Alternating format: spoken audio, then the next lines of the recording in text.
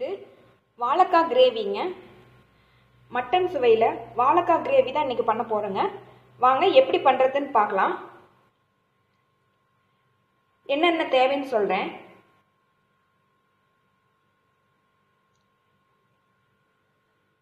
இன்னைக்கு நம்ம வாழைக்காயை வச்சு ஒரு கிரேவி பண்ணலாங்க.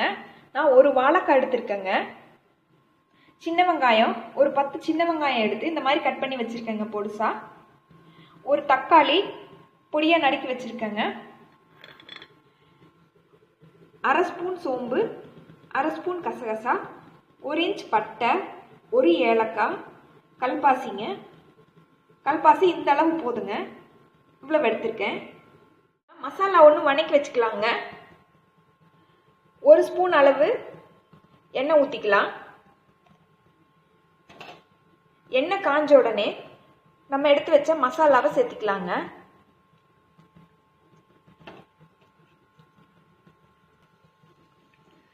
நல்லா பொரியட்டுங்க. இப்போ சின்ன வெங்காயத்தை சேர்த்துடலாம்.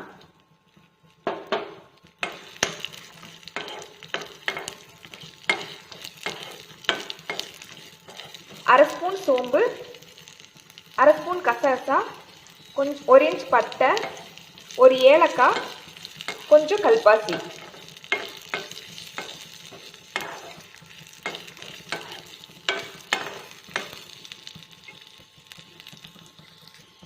இது கூட கொஞ்சமாக சீரகம் சேர்த்துக்கலாங்க. ஒரு 1/4 ஸ்பூன் அளவு சீரகம், 1/4 ஸ்பூன் அளவு மிளகுங்க.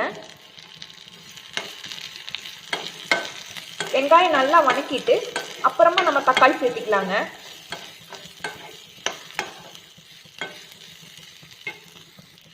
கருவேப்பிலை கொஞ்சம் சேர்த்துக்கலாங்க. கருவேப்பிலை நீங்கள் தாளிக்கும் போது சேர்த்துனீங்கன்னா தனியாக எடுத்து வச்சிருவாங்க. இந்த மாதிரி அரைக்கும் போது கூட சேர்த்து வணக்கி அரைச்சிட்டிங்கன்னா சத்தும் கூட. அதனால இது கூடயே சேர்த்து வணக்கி அரைச்சிடலாங்க.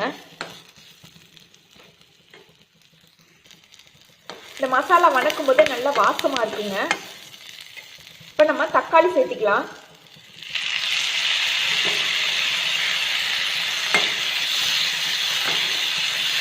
இது நல்லா மசிகிற அளவு வணக்கிக்கலாங்க. தக்காளி நல்லா வணங்கிருச்சுங்க. இப்போ இதை ஆற விட்டுறலாம். அடுப்புலேருந்து இறக்கிட்டு இதை ஆற விட்டுறலாங்க. ஒரு வாழைக்காய் எடுத்தேங்க. அதை இந்த மாதிரி அரிஞ்சு வச்சுருக்கேங்க. பொடியாக அரிஞ்சு வச்சுருக்கேன். நீங்கள் பெருசாக கூட அரிஞ்சுக்கோங்க.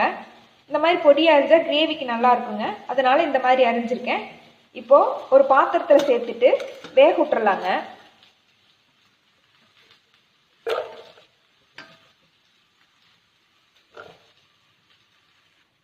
இதுக்கு தேவையான அளவு உப்பு போட்டுக்கலாங்க.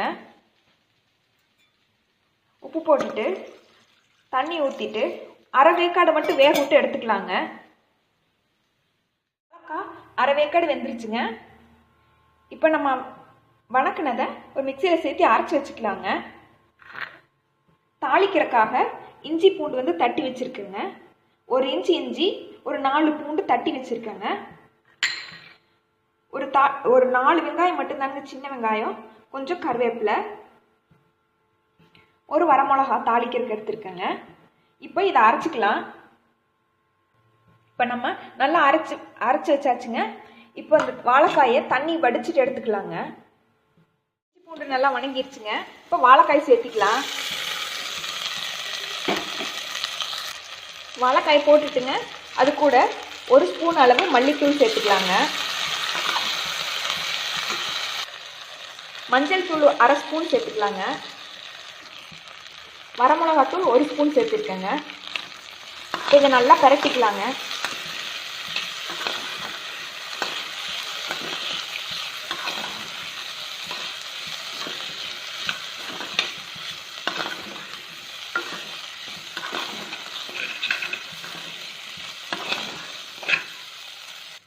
இப்போ நம்ம அரைச்சி வச்சதை சேர்த்துக்கலாங்க. இது கூட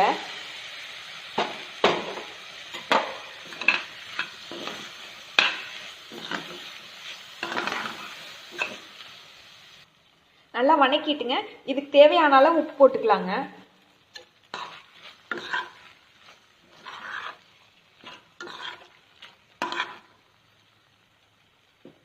இப்போ கொஞ்சமாக தண்ணி சேர்த்திக்கலாங்க.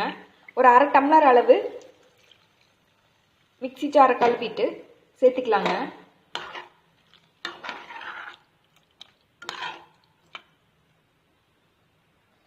நல்லா கலந்து விட்டாச்சுங்க.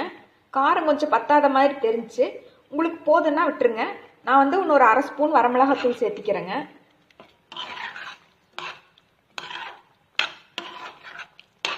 சேர்த்துட்டு இதை மூடி போட்டு நல்லா எண்ணெய் பிரிகிற வரையில் வேக விட்டுறலாங்க.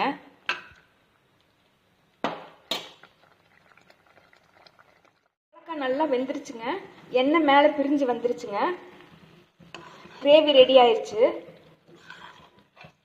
இப்போ நம்ம இதை ஒரு பவுலுக்கு மாற்றிடலாம்.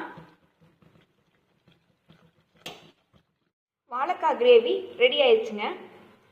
மட்டன் சுவையில் நம்மளோட வாழைக்காய் கிரேவி ரெடி ஆயிடுச்சு. இது சாப்பாடு. இந்த கிரேவி வாழைக்காய் கிரேவினே சொல்ல முடியாதுங்க, அந்த அளவுக்கு ரொம்ப நல்லா இருக்கும். செஞ்சு பாருங்க. செஞ்சு பார்த்துட்டு கமெண்ட்டில் சொல்லுங்கள். இந்த வீடியோ உங்களுக்கு பிடிச்சிருந்ததுன்னா லைக் பண்ணுங்கள். மறக்காமல் நம்ம சேனலுக்கு சப்ஸ்கிரைப் பண்ணிடுங்க.